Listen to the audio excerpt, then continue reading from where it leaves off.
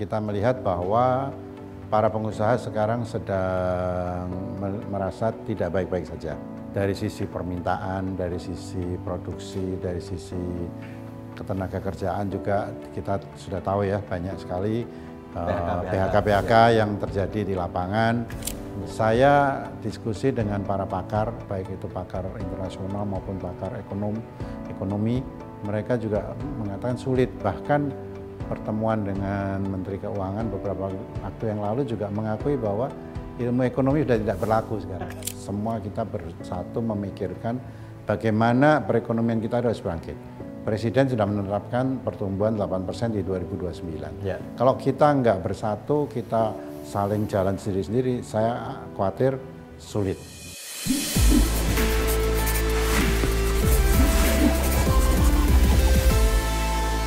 Sobat investor dan sobat fundamental, jumpa lagi dengan saya Mas Sirom, pemimpin redaksi IDEX Channel dalam podcast The Fundamentals.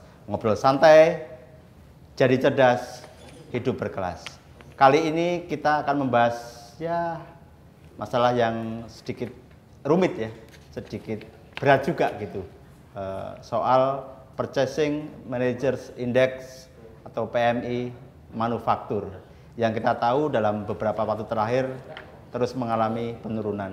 Bersama saya telah hadir Pak Adi Lukman dari Asosiasi Pengusaha Indonesia yang nanti akan memaparkan lebih jauh kenapa, faktor apa kira-kira yang menyebabkan PMI manufaktur ini cenderung melemah dan kira-kira solusi apa yang bisa ditempuh agar terus membaik ya Pak, agar membaik gitu.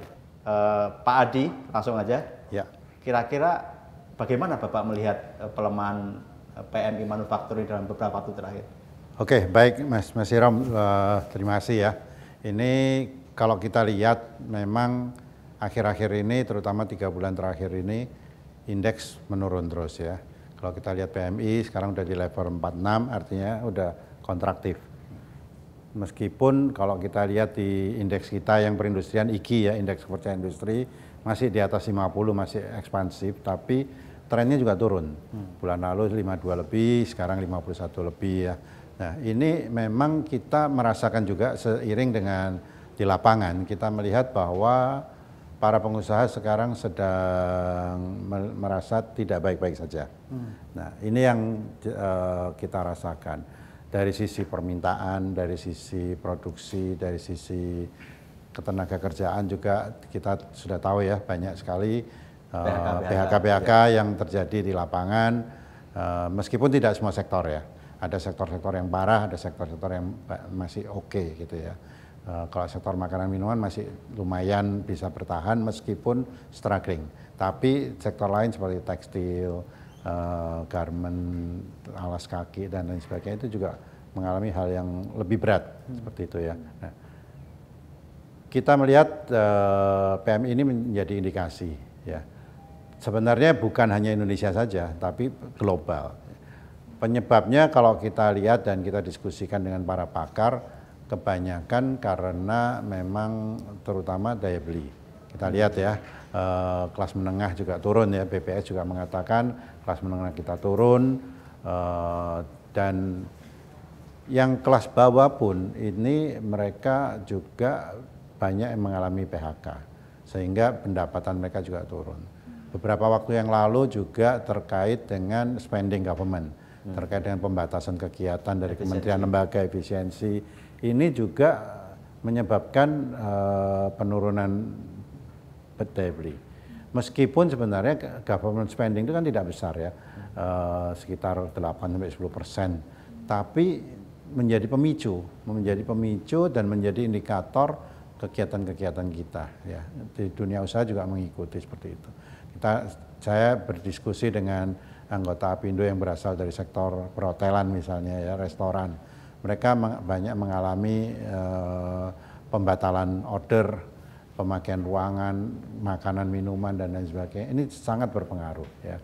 Nah, otomatis ini akan tercermin di dalam IKI maupun PMI itu ya.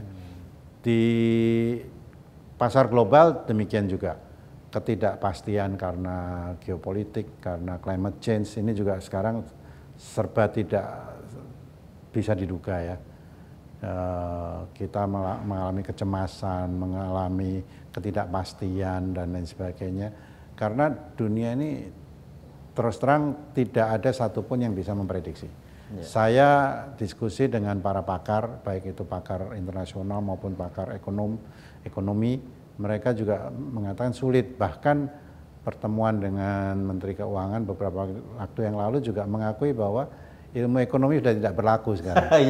Seperti itu kan itu waktu kita dialog dengan Presiden. Secara sehat ekonomi.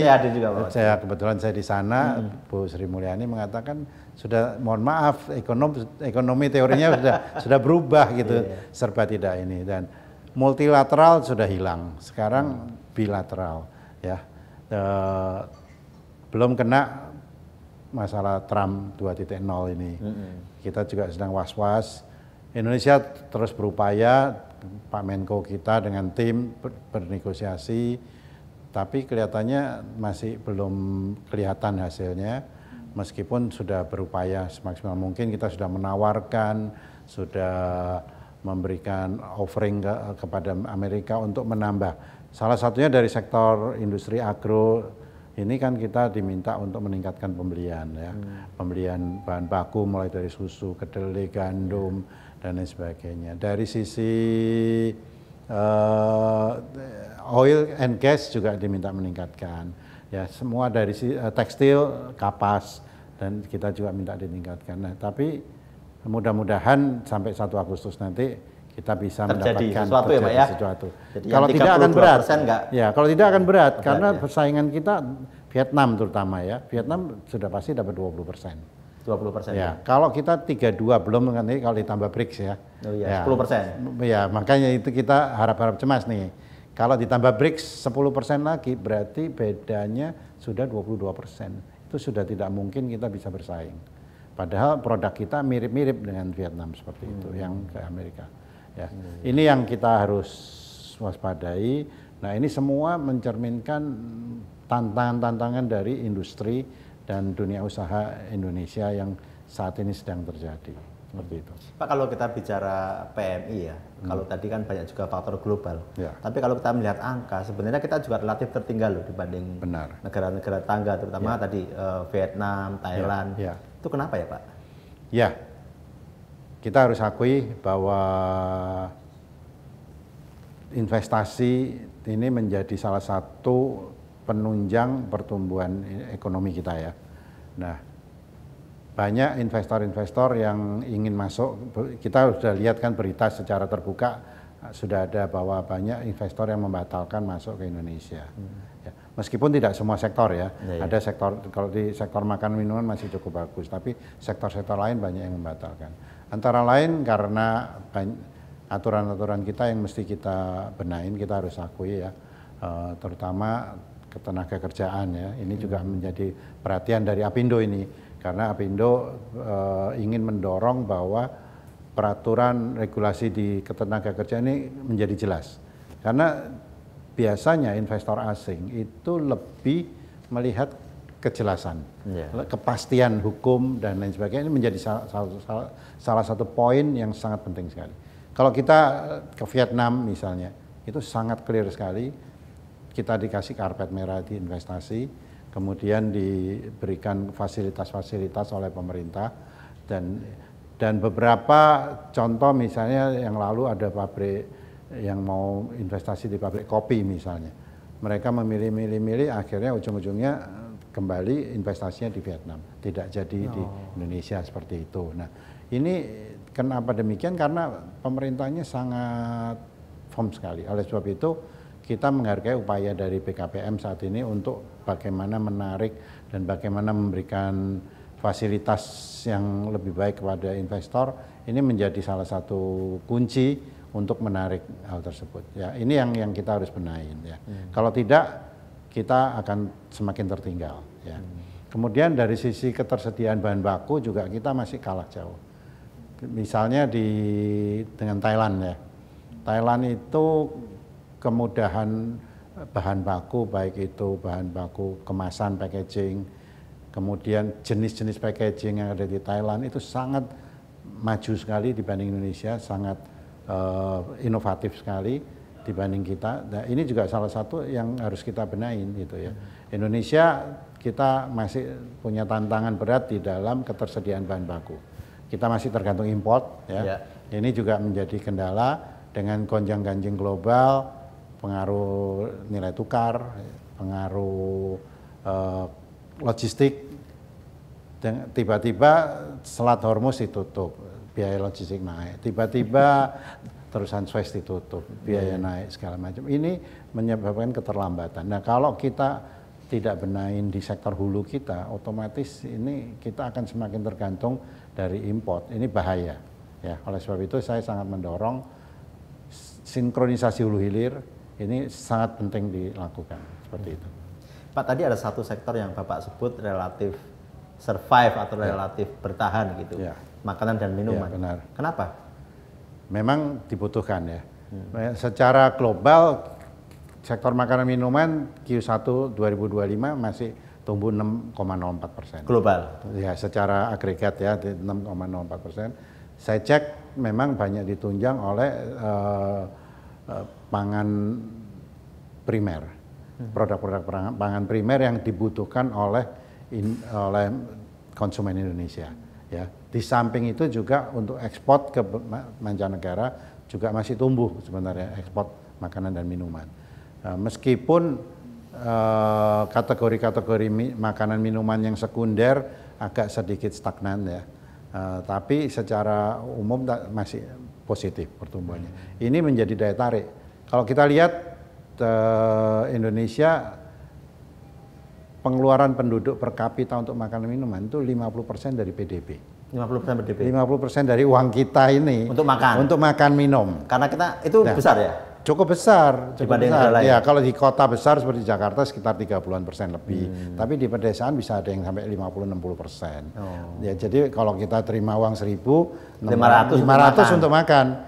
Seperti itu. Nah, dari 50% pengeluaran PDB itu untuk makan minuman, 30% disumbang oleh industri pangan olahan. Jadi sepertiganya disumbang oleh industri makanan minuman. Nah, ini kan potensi cukup besar. Nah, ini menjadi daya tarik tersendiri. Belum lagi kalau pemerintah mentargetkan PDB per kapita Indonesia itu akan meningkat terus. Dengan peningkatan PDB akan semakin membutuhkan makanan minuman yang lebih bagus, lebih inovatif, lebih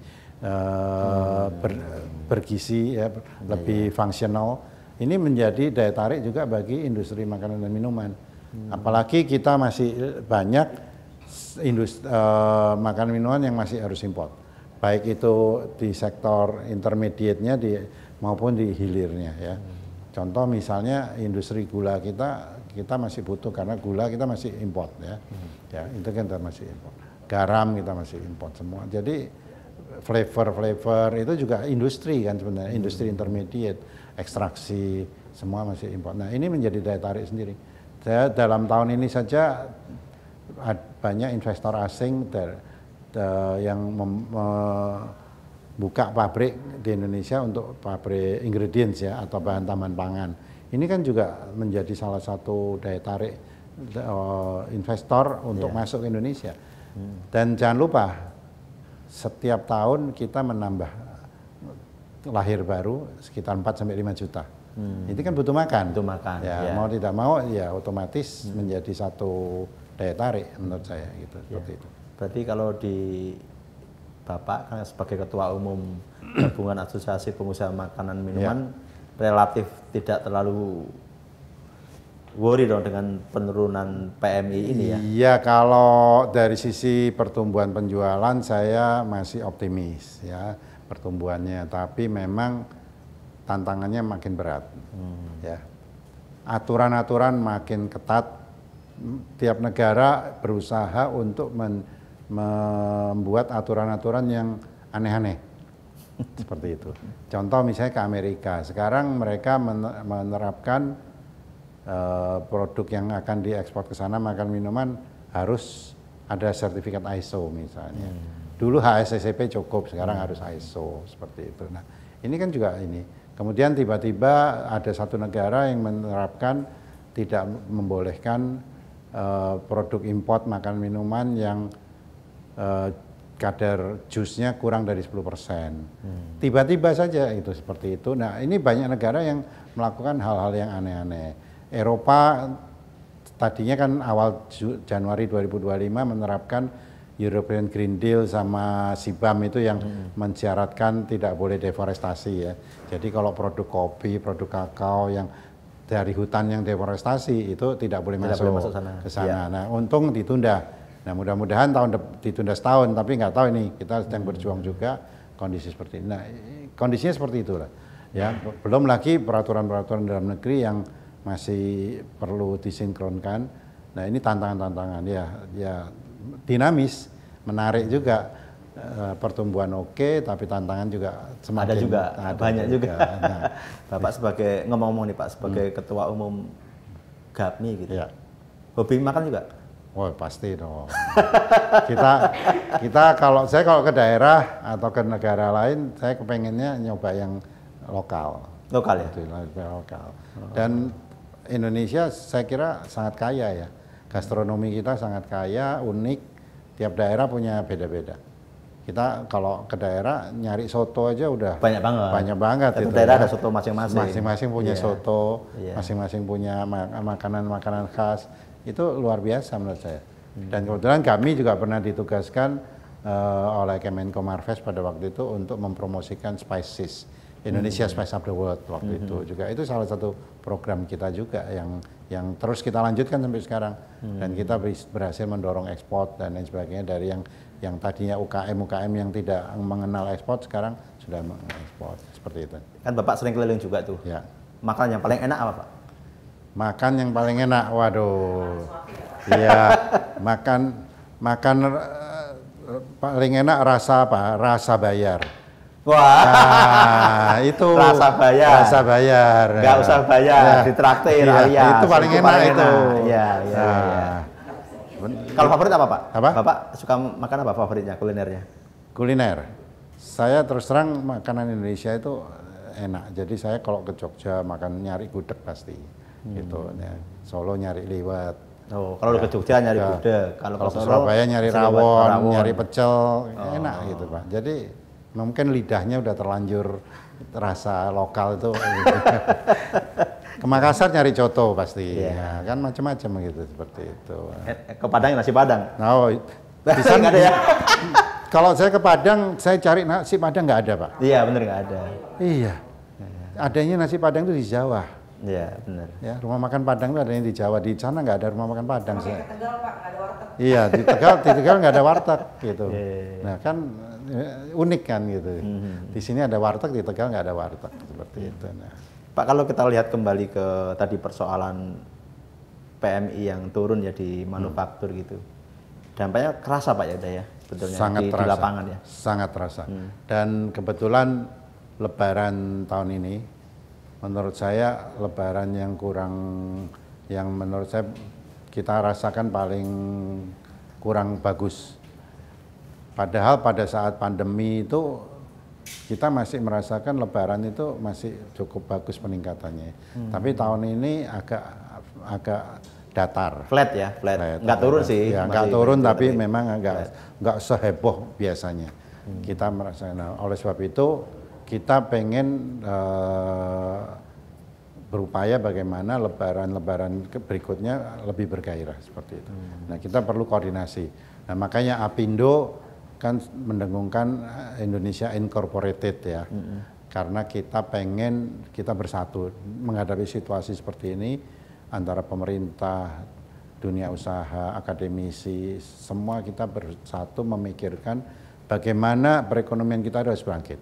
Presiden sudah menetapkan pertumbuhan 8% di 2029. Ya. Kalau kita nggak bersatu, kita saling jalan sendiri-sendiri, saya khawatir sulit.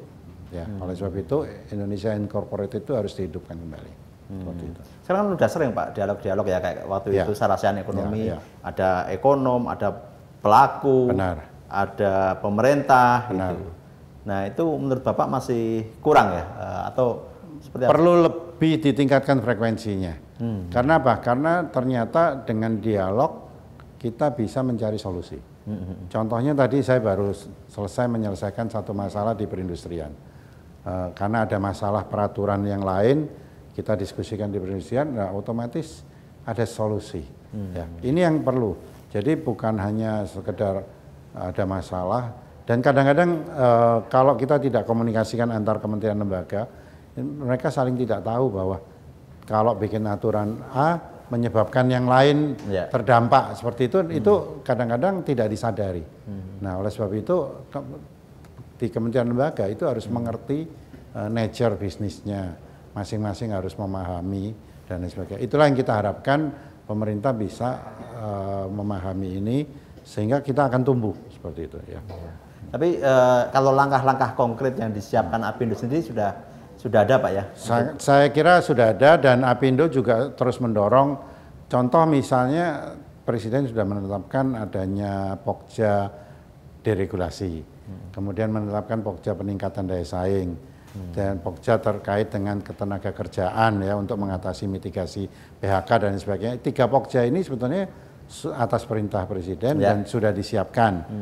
Tinggal bagaimana Pokja ini diresmikan dan kita bisa bekerja. Meskipun belum diresmikan, kita terus bekerja ya. Tapi alangkah baiknya kalau Pokja ini menjadi resmi sehingga kita bisa bekerja lebih cepat dan lebih terintegrasi, tidak berjalan sendiri-sendiri. Itu yang Apindo harapkan supaya kita bisa lebih cepat seperti itu. Kalau tidak, ini akan menjadi berat, apalagi menghadapi situasi global saat ini. Situasi global ya memang banyak yang tidak bisa diprediksi sekarang ini. Kemarin tiba-tiba Israel nyerang Iran, terus kemudian tiba-tiba itu kan tanpa pemberitahuan itu. Tanpa pemberitahuan. Kita tidak dapat woro-woro, tahu-tahu gitu ya. Dan itu sangat berpengaruh ke industri di kita kan. Benar. Pak, kalau kita bicara insentif mungkin, kira-kira butuh nggak sih dunia usaha ini terhadap dari insentif pemerintah? Gitu? Sangat butuh ya. Jadi kita berharap pemerintah bisa memberikan sinkronisasi. Pertama tentunya insentif-insentif yang terkait dengan supply chain. Ya, kita merasakan sekarang ini antara bahan baku dengan produk jadi ini tidak sinkron di dalam sisi kebijakan fiskalnya. Bahan baku peraturannya cukup ketat untuk mengimport bahan baku yang tidak tersedia dalam negeri. Kemudian beberapa bahan baku kena bea masuk. Tapi eranya produk jadi kan sekarang sudah nol. Sudah nol, bea masuknya nol, lebih mudah masuk sehingga ini. Nah, kita mengapresiasi kemarin yang terkait dengan Permendak yang 9 Permendak itu, kita katakan smart regulation ya. Karena dengan Permendak itu bisa mengatasi masing-masing sektor. Kalau dulu satu Permendak jadi ribut, ada sektor yang dirugikan, ada sektor yang diuntungkan. Nah, dengan Permendak ini mudah-mudahan lebih akomodatif masalah per sektor. Karena tidak semua sektor siap, tidak semua sektor punya kondisi yang sama. Nah, tapi kita berharap selain Permendak dengan 10 komoditi itu, kita berharap dilanjutkan lagi ke yang lain, ya. Terutama juga tadi yang saya katakan kebijakan importnya bahan baku dengan produk jadi harus disinkronkan. Ya. Logikanya yang kita harapkan produk jadi harusnya bea masuknya lebih tinggi dari bahan baku untuk mendorong industri. Karena Presiden mendorong hilirisasi, nilai tambah di dalam negeri, peningkatan lapangan kerja. Kalau tidak akan semakin banyak orang menjadi pedagang saja. Kita import produk jadi, ini lebih berbahaya lagi. Itu dari sisi supply chain. Kemudian dari sisi ketenaga kerjaan, kita berharap pemerintah segera membentuk Pokja ini untuk merumuskan bersama, karena peraturan ketenaga kerjaan ini menjadi penting bukan hanya untuk perusahaan dalam negeri saja, tapi perusahaan asing yang ingin masuk ke Indonesia, mereka selalu tanya aturan tenaga kerjanya seperti apa. Kalau tiba-tiba berubah, tiba-tiba tidak ada kepastian, ini menjadi ketidaknyamanan buat mereka. Ya. Kemudian kita berharap juga ada insentif di bidang energi. Ya, ini juga sangat penting sekali. Energi baru terbarukan ini juga kita berharap lebih kondusif lagi. Ya, karena kita ingin mendorong energi yang lebih green, yang lebih bersih, lebih efisien, dan tentunya kita berharap pemerintah bisa membuka alternatif-alternatif EBT ini yang lebih kondusif lagi, lebih kompetitif lagi. Ya, ini supaya kita bisa bersaing dengan negara-negara lain. Contoh misalnya dengan gas, HGBT. HGBT ini Presiden sejak zaman Presiden Jokowi sudah memberikan arahan harga gas murah untuk industri. Tapi kenyataannya sampai sekarang makin mahal gasnya. Seperti itu. Nah, ini kan juga kita membutuhkan insentif-insentif seperti itu. Kemudian dari sisi logistik. Logistik kita mahal. Kita bandingkan ASEAN saja, ya. Di ASEAN kita Indonesia termahal dibanding Malaysia, Singapura, Thailand dan lain sebagainya. Nah, kita sekarang dengan sistem logistik nasional nih kebetulan sekarang lagi dibahas dan kita diminta masukannya. Kita pemerintah ingin mentargetkan menurunkan biaya logistik dari 20% lebih, sekitar 23% turun menjadi di bawah 20%. Nah, mudah-mudahan ini bisa mempercepat rantai pasok dan membuat lebih murah lagi. Ini insentif-insentif seperti itu. Kita tidak mengharapkan insentif bantuan tunai seperti ini ya. Nah, kemudian yang lain lagi kita berharap pemerintah bisa memperhatikan masalah daya beli, khususnya untuk masyarakat yang bawah. Ya. Ini penting karena kita berharap dengan ini menjadi pemicu untuk konsumsi rumah tangga meningkat. Pertumbuhan konsumsi rumah tangga kan agak lambat nih sekarang, di bawah 5%, biasanya di atas 5%. Sekarang di bawah 5% karena masalah itu juga. Nah, kita berharap BLT, bantuan tunai, nah kita bersyukur sekarang pemerintah memberikan bantuan ke pekerja yang UKM ya, ada 2 kali 300.000, nah mudah-mudahan ini menjadi pemicu juga. Karena kita merasakan pada saat pandemi yang lalu, dengan bantuan waktu itu 600.000 per pekerja. Sangat itu, membantu ya? Ya, sangat membantu dan menggerakkan ekonomi. Ya. Nah, kita berharap ini juga menjadi salah satu insentif yang diberikan oleh pemerintah. Ya, di samping itu. Insentif yang lain adalah integrasi program pemerintah, salah satu MBG ya. MBG ini juga menjadi penting. Di Apindo dan di Kadin kita juga mempunyai program yang mirip dengan pemerintah. Ya, salah satunya di Apindo kita punya program penanganan stunting ya, KIPAS ya. Nah, ini kita berharap ini bisa disinkronkan dengan MBG ya, supaya produktivitas tenaga kerja kita meningkat. Ini sangat penting sekali ya. Tapi kita juga berharap MBG ini bisa disinkronkan dengan produk-produk jadi makanan minuman yang bisa masuk menjadi salah satu alternatif penyediaan makanan minuman yang bergizi. Tidak hanya sekedar nasi lauk pauk tiap hari kan bosen juga gitu ya. Sekali-sekali diberikan pangan olahan yang siap, kemasan yang bernutrisi yang sudah diseleksi oleh Badan Gizi Nasional. Dan juga perlu dengan Badan Pangan juga untuk ketersediaan ketahanan pangan di seluruh Indonesia, karena ini sangat penting sekali. Seperti itu. Nah, ini insentif yang sangat kita harapkan ya. Kemudian tentunya terkait dengan kebijakan pelonggaran moneter ya, untuk menggerakkan ekonomi ya. Dan jangan sampai kita fokus hanya di Danantara saja misalnya ya.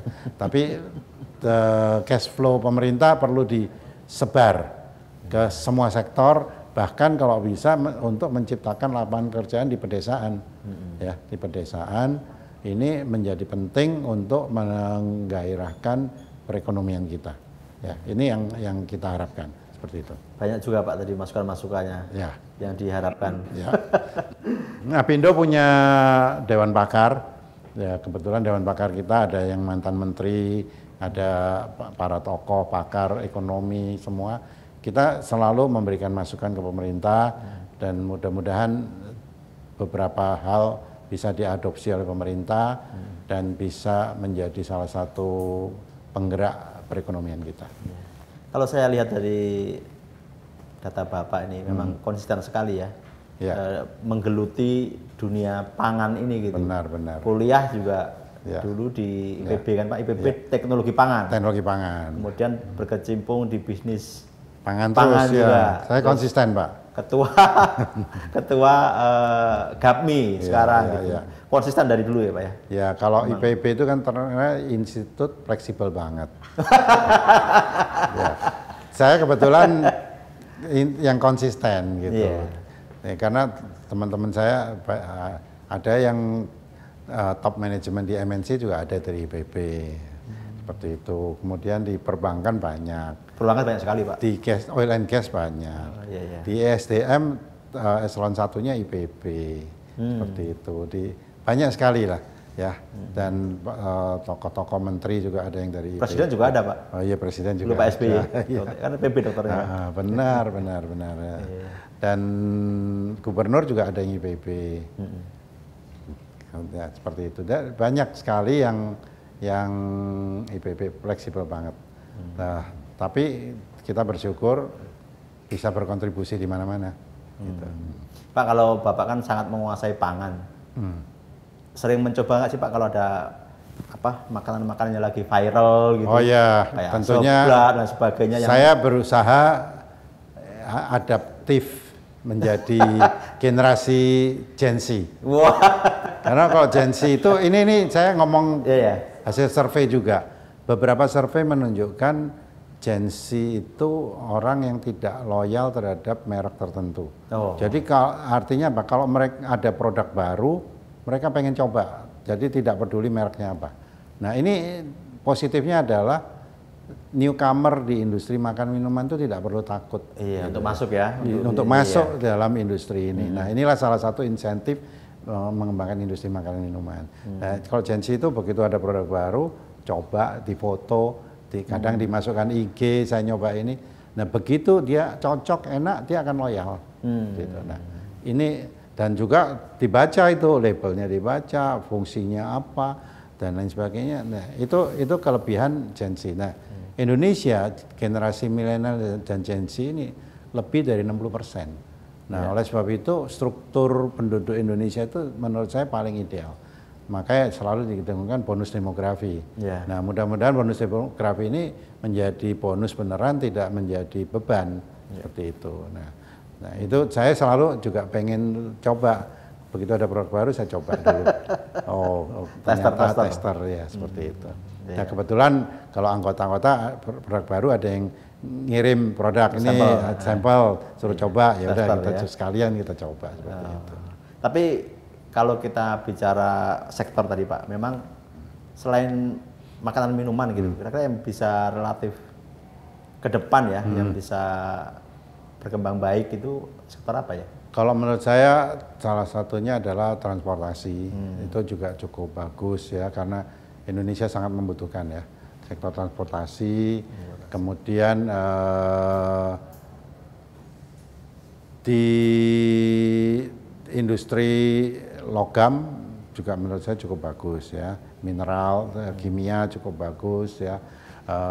Kemudian dari sektor lainnya seperti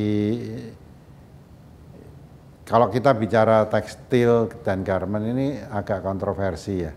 Di satu sisi ada perusahaan yang redup, tapi di sisi lain investasinya ternyata naik. Nah, berarti kan ada pengusaha-pengusaha yang melihat peluang seperti itu. Ini juga, makanya saya tetap berpendapat bahwa tidak semua, meskipun sektor ini secara umum kurang bagus beberapa sektor ya, tapi ada pengusaha yang melihat menjadi peluang seperti itu. Nah, oleh sebab itu sangat penting sekali memanfaatkan peluang-peluang itu dan mencari peluang-peluang itu untuk dieksplor lebih lanjut. Saya kira itu pengusaha harus demikian. Jadi memang kalau kita bicara mindset, harus ada mindset bahwa peluang itu ada di setiap kondisi ya Pak, di setiap situasi.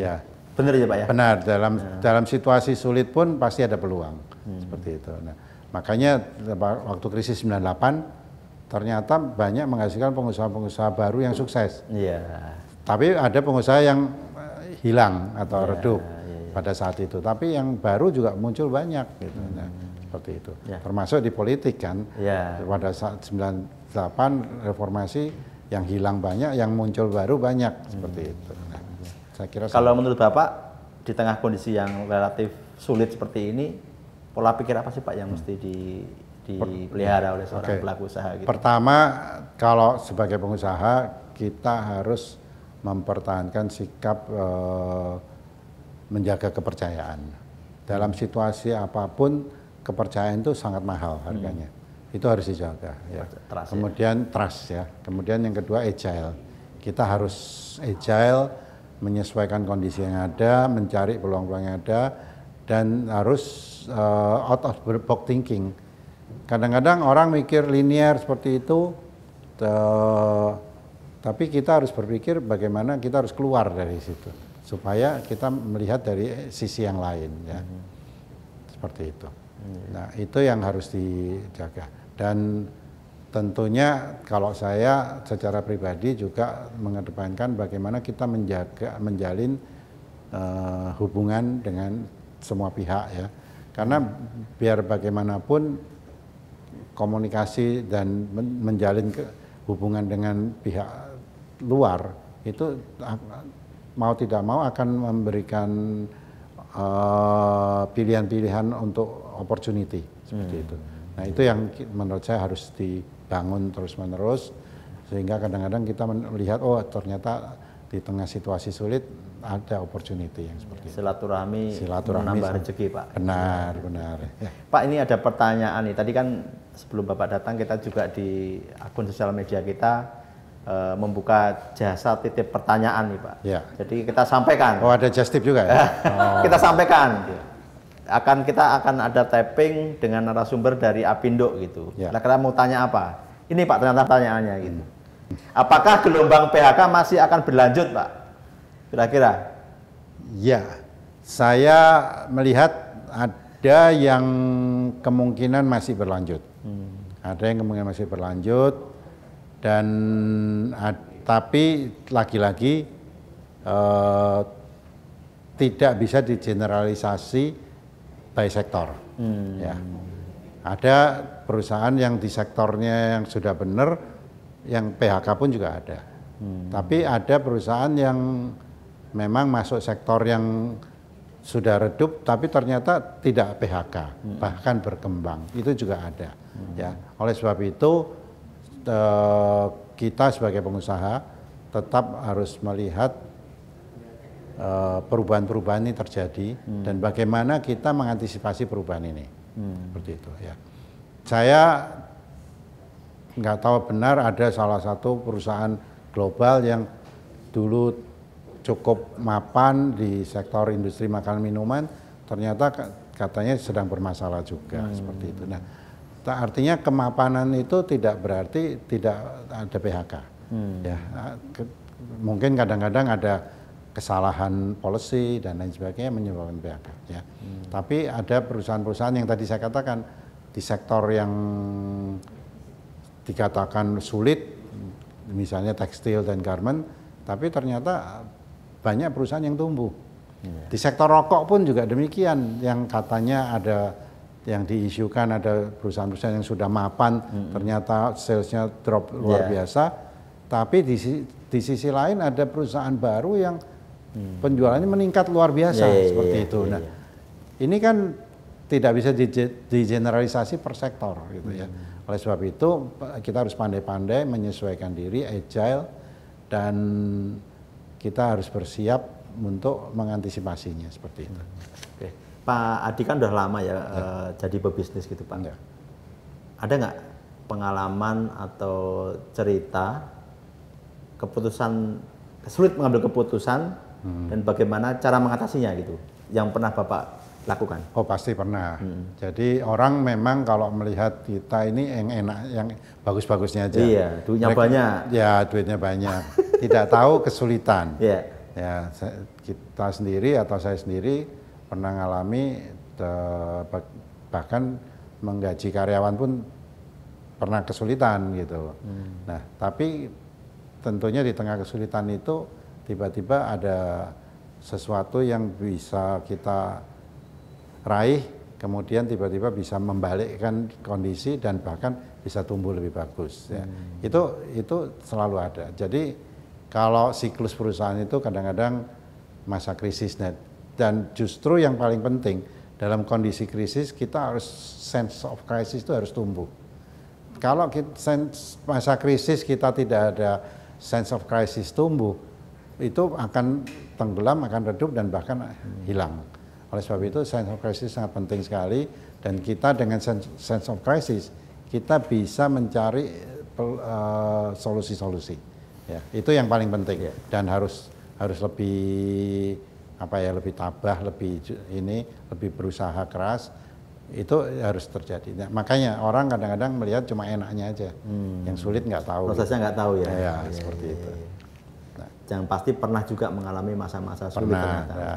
Nah, kebetulan pada saat itu perbankan sangat membantu, wah luar biasa gitu. Bisa membalikkan keadaan. Bisa membalikkan keadaan. Alhamdulillah. Ya. Dan yang penting sekarang juga kalau saya ingin menitipkan juga proses digitalisasi automation ini menjadi penting kalau di industri ya, karena kita mau tidak mau menjadi keniscayaan kita harus menerapkan teknologi itu.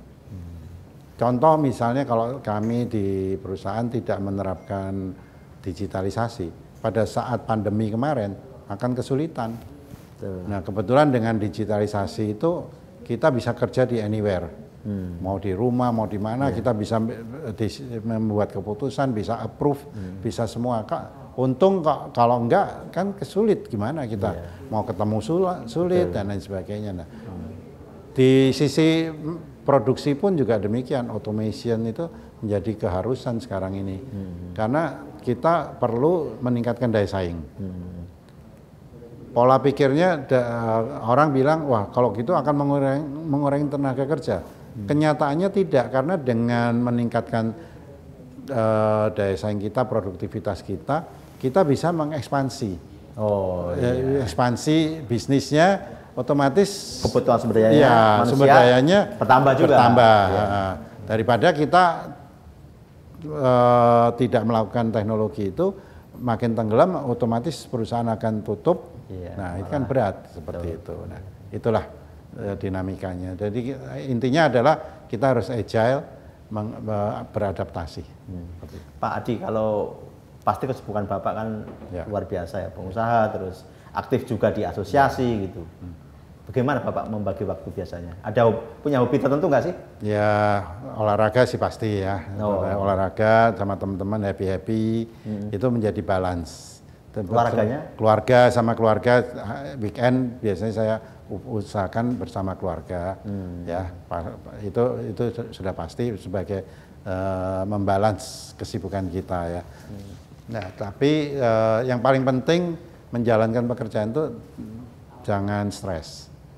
Nah kalau stres berat. Jangan stres kalau stres. Banyak masalah kita hadapi dengan tenang untuk mencari solusi. Ya, kalau kita ada masalah kemudian kita stres, tidak ada solusi, malah sakit. Ya Pak, betul Pak. Pak Adi, hobi olahraganya apa tadi Pak? Ya kebetulan teman-teman ngajak ya sepeda ada, golf ada, jalan kaki juga ada. Tergantung komunitasnya masing-masing gitu. Siap. Ya kebetulan ada komunitasnya sendiri-sendiri. Oke Pak, tadi kita ngomongin yang berat-berat. Sekarang kita ada permainan nih Pak, ini kayak kuis, this or that. Jadi Bapak cuma menjawab salah satu dari dua pilihan yang kita berikan Pak. Karena kita IDEC Channel, maka kita juga ada kaitannya dengan ini Pak, dengan investasi gitu. Pertanyaan untuk Bapak nih, pilih investasi, pasar modal atau properti? Saya pasar modal. Pasar modal? Sahamnya banyak kayaknya Bapak nih. Enggak lah. Cuma saya jangka panjang, saya enggak trader. Jadi saya lihat yang punya basic bagus ya saya koleksi aja gitu. Udah lama Pak jadi investor? Jadi kan jadi konglomerat kecil-kecilan. Oh iya, punya banyak perusahaan. punya. Kita kan pemegang saham perusahaan banyak gitu. Iya. Oke Pak. Dalam negeri atau luar negeri Pak? Tadi sahamnya Bapak lebih banyak. Dalam negeri. Dalam negeri ya? Iya, dalam negeri. Ya. Oke.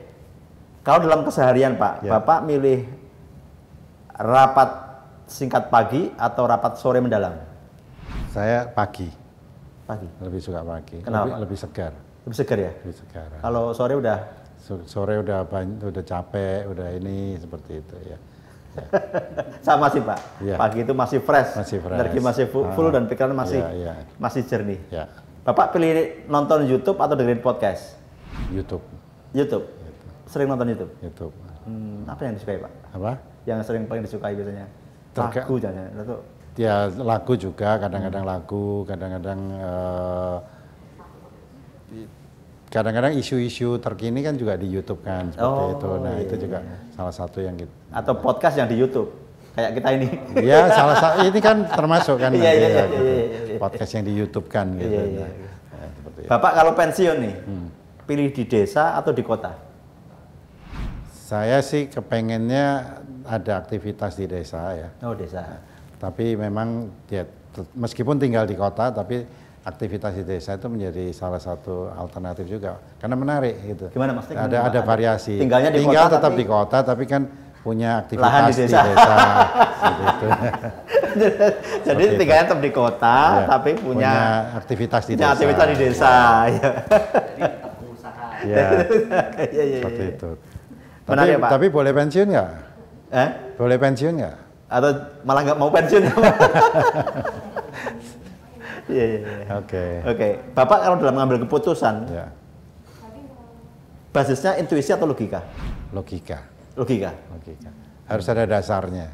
Dasarnya jelas, datanya jelas, sehingga kita bisa mengambil keputusan yang lebih akurat seperti itu. Kadang-kadang kalau intuisi, ya gambling seperti itu. Dalam mengelola tim, Bapak milih Superman atau super team? Super team. Ya. Jadi tidak ada Superman di dalam perusahaan, semua kita tim seperti itu. Kalau tadi saya soal hobi, Bapak pilih sepeda atau pilih lari? Sepeda atau? Lari. Sepeda. Sering jauh Pak, sepedanya yang road big? Enggak, saya sepeda santai aja. Oh, keliling-keliling aja? Iya, keliling. Oh, iya. Oke Pak, ini pertanyaan terakhir untuk Bapak. Apa harapan Pak Adi terhadap dunia usaha di Indonesia dan sektor manufaktur khususnya dalam 5 tahun ke depan? Ya, jadi di industri manufaktur ini sebetulnya di Indonesia ini kan kontribusi terhadap PDB-nya termasuk sektor yang paling besar. Hampir 20% ya, meskipun kurang ya sekitar hampir 19%. Tapi menurut saya kan terbesar. Nah oleh sebab itu industri manufaktur ini harus menjadi lokomotif pertumbuhan di Indonesia dan harus ditunjang oleh semua kementerian lembaga. Jadi sinkron. Nah, kita berharap ini sehingga kita bisa meningkatkan yang cita-cita Presiden untuk hilirisasi, peningkatan nilai tambah dalam negeri, ini bisa peningkatan penciptaan lapangan kerja, ini menjadi satu hal yang bisa membangkitkan ekonomi. Itu penting menurut saya ya. Dan ini harus tadi itu Indonesia Incorporated, semua pemangku kepentingan harus bersatu memikirkan ini dan harus saling menunjang, tidak bisa bertentangan. Kalau saya ibaratkan naik kereta ya di relnya itu harus satu rel, jangan ada rel yang kanan ke kiri dan lain sebagainya, bahkan ada yang bertentangan seperti itu, ada yang ke sana, ada yang ke belakang dan lain sebagainya, itu jangan. Jadi lokomotifnya satu, semua ikut di lokomotif itu dengan rel yang sama, saya yakin Indonesia akan maju seperti itu. Tetap optimis ya Pak? Optimis. Indonesia maju. Gitu. Saya kira kita punya sumber daya yang banyak, tinggal bagaimana kita memanage sumber daya ini untuk maju. Siap Pak. Ya. Demikian tadi Sobat Investor dan Sobat Fundamental. Banyak sekali yang kita dapatkan dari Pak Adi Lukman terkait dengan dunia usaha. Tetap optimis, Indonesia semakin maju ke depan. Semoga obrolan kita hari ini bisa menjadi inspirasi bagi penonton setia Sobat Fundamental dan Sobat Investor. Sampai jumpa, saya Mas Sirom, undur diri. Terima kasih Mas.